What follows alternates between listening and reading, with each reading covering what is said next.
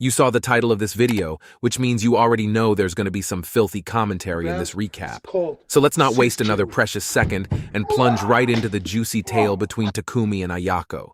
Takumi is the one with the metapod, just so you're aware. But he's a grower, so sometimes I'll refer to his as Onyx, depending on the context. Anyway, here we go. Meet Miyu. At the tender age of 5, her parents were isekai'd to another realm by Truck-kun. Initially, the funeral home is filled with a wave of empathy, but the mood quickly shifts when the question of who is going to adopt Miyu comes up.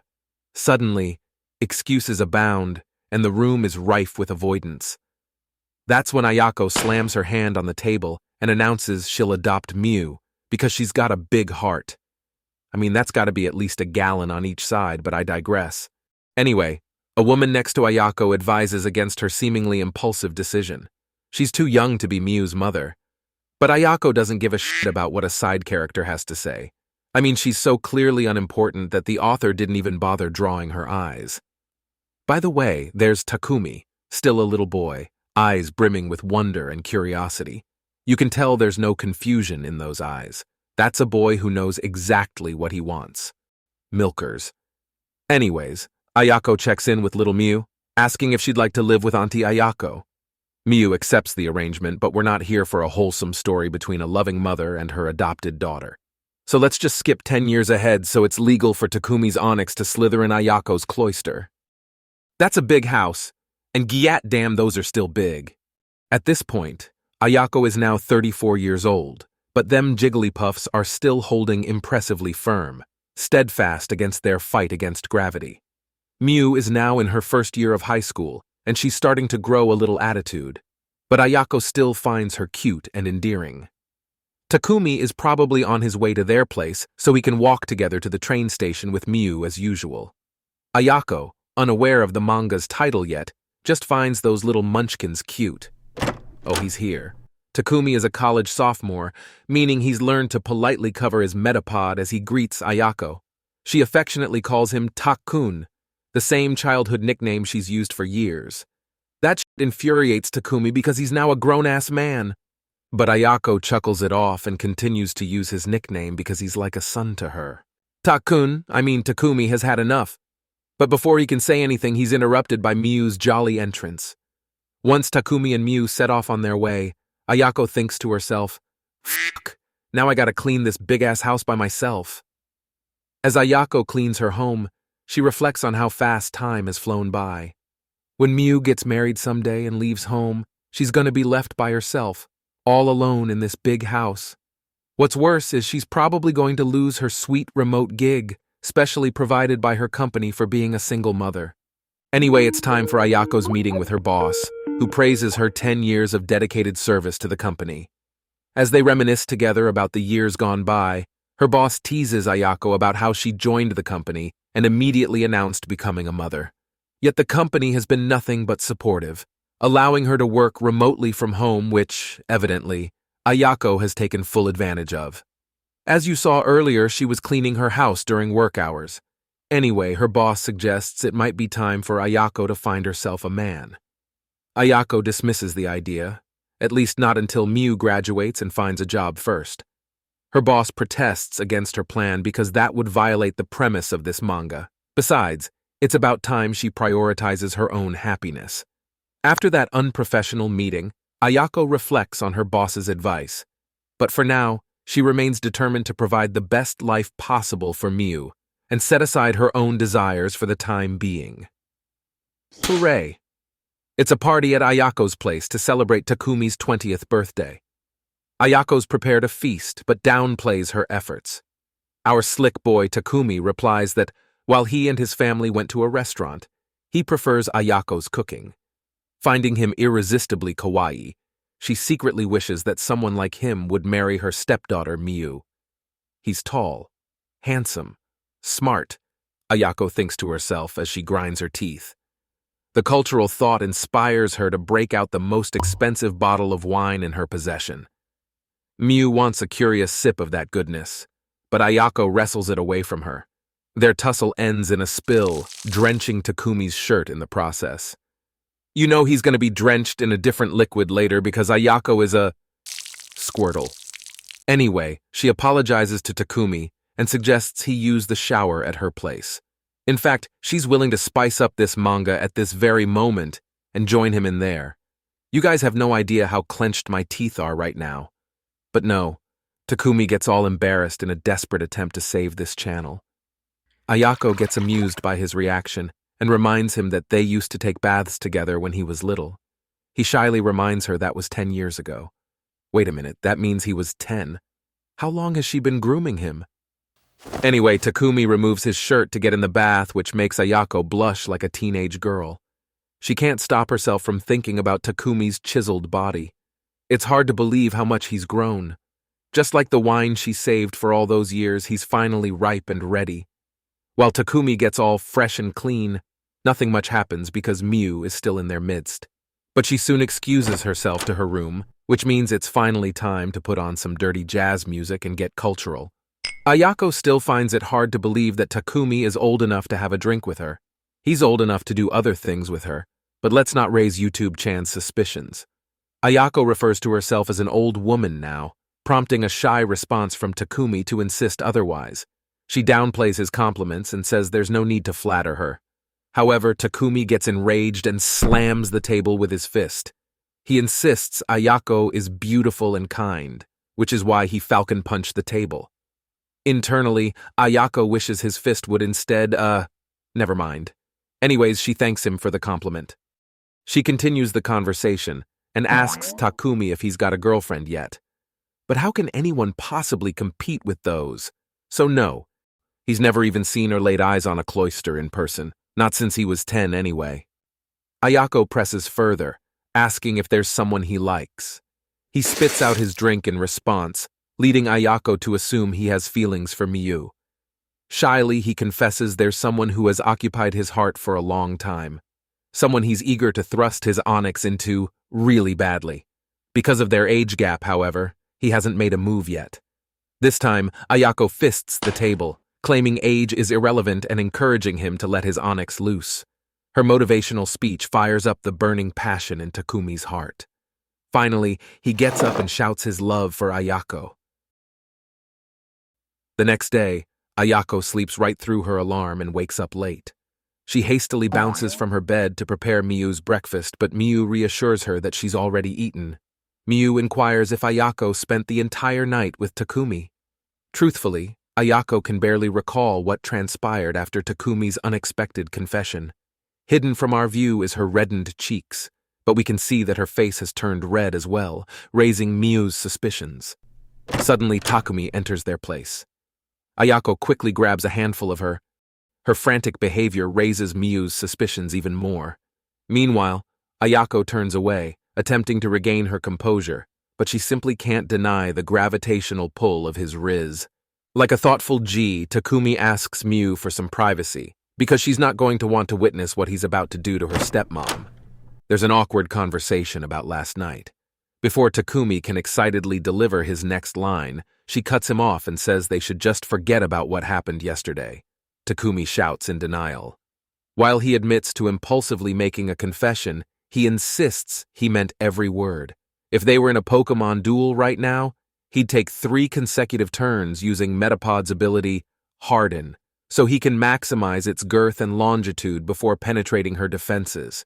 And just like that, he leaves like a G, leaving Ayako in a puddle of her own goo.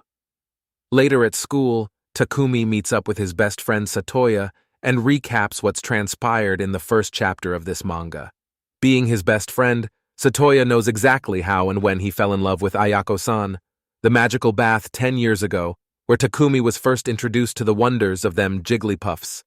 Satoya teases Takumi at first, but eventually wishes him luck. However, Takumi expresses his uncertainty about their relationship. It was an impulsive confession, from being fed up with being treated like a boy by the woman he loves. Meanwhile, Miu returns home to find her stepmom passed out in a pile of laundry.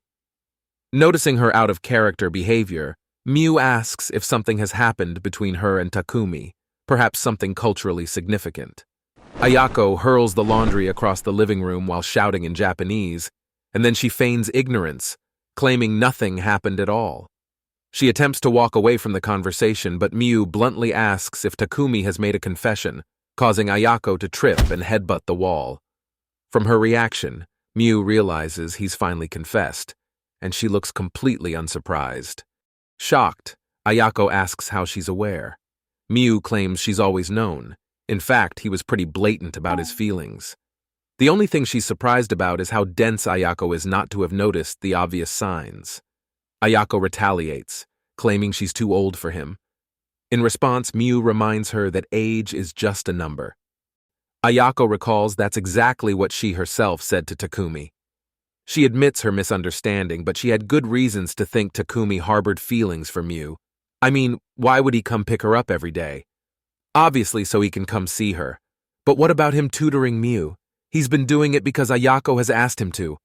Well, what about the time when Takumi came over to take care of her when she caught a cold? I mean, come on, that one is self-evident. Having run out of room for doubt, Ayako finally considers the possibility that Takumi might harbor romantic feelings for her. Finding amusement in the unfolding situation, Miu playfully inquires if Ayako is going to date Takumi. Ayako, not outright rejecting the notion, expresses that it all feels a bit premature. Meanwhile, Miu gives her approval for their relationship, claiming she herself is grown up now and cool with having Takumi as her stepdad. Ayako scorns Miu for teasing her, but no, she's actually quite serious. She recognizes the sacrifices Ayako has made in raising her, who was a complete stranger no less. Touched by Miu's heartfelt words, Ayako insists that she hasn't sacrificed anything in comparison to how much Miu has given in return. At first, Miu brushes her off but eventually reveals how much Ayako means to her. She regards Ayako as her true mother and desires Ayako's happiness, just as Ayako wishes for her own happiness. The following day, Ayako is diligently washing the nooks and crannies of them Jigglypuffs when suddenly the doorbell rings. Takumi's here to spice up this manga. No, he's come to tutor Miu but arrived a little earlier than expected. However, Miu isn't home yet, which means Ayako has to choose between answering the door all drenched and barely covering herself up in a towel versus asking Takumi to wait just 10 seconds so she can put on something appropriate. Of course, she chooses the former for you guys. Besides, she tells herself that she's done it a bunch of times before, so acting differently now would only add to the awkwardness. In my previous video, you guys appreciated my wood jokes, so here's another one for you. I'll describe what I would do in this situation, but first, answer this for me. What is this? That's right, it's a wood destroyer. That's what I'd do if I was Takumi. Takumi averts his gaze in embarrassment while Ayako tries to play it cool. She casually explains she was just tidying up the storage room.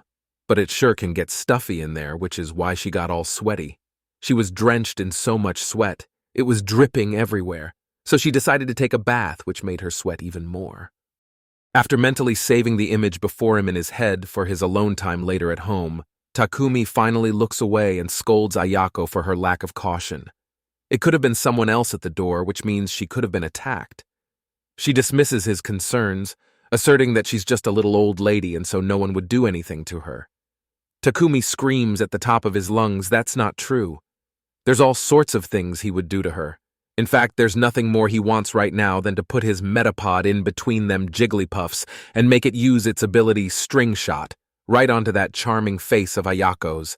In response, Ayako screams in fear of demonetization. The tense atmosphere is abruptly disrupted as Miu makes her entrance. Playfully poking fun at her stepmom's boldness, she encourages the two to delve into cultural exchanges and swiftly ushers herself out. Shyly, Takumi asks Ayako if she's informed Miu about his recent confession. Ayako discloses that Miu had figured it out herself, way before he even confessed to her. It doesn't surprise Takumi all that much, given how obvious he's been acting.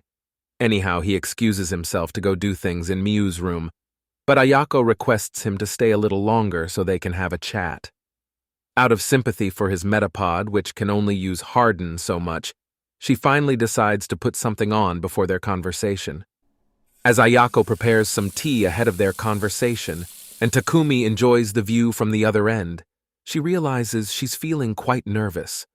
But she summons her courage and decides to face it head on. She asks if Takumi truly has feelings for her.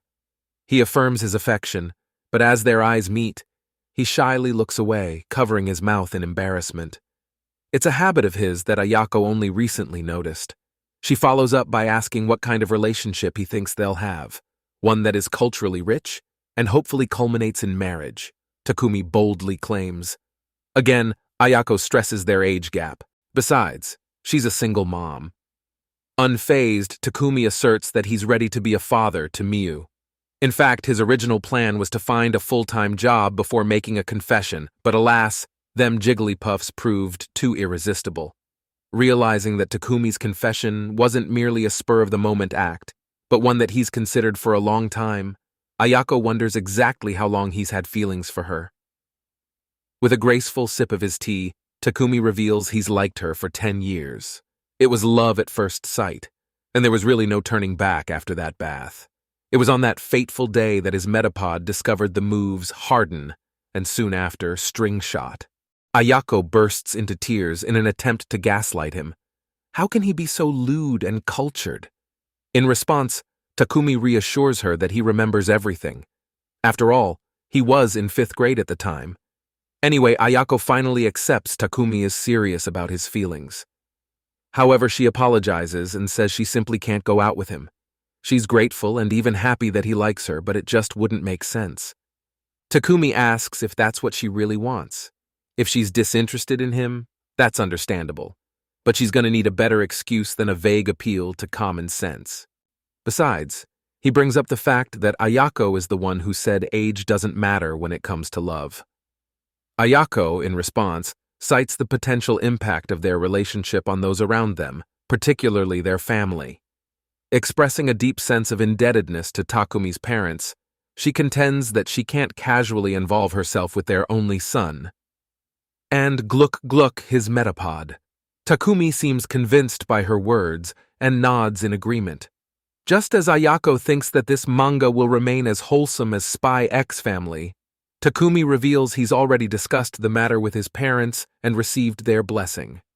Gotcha, bitch. That covers up to chapter 3 of this wholesome manga.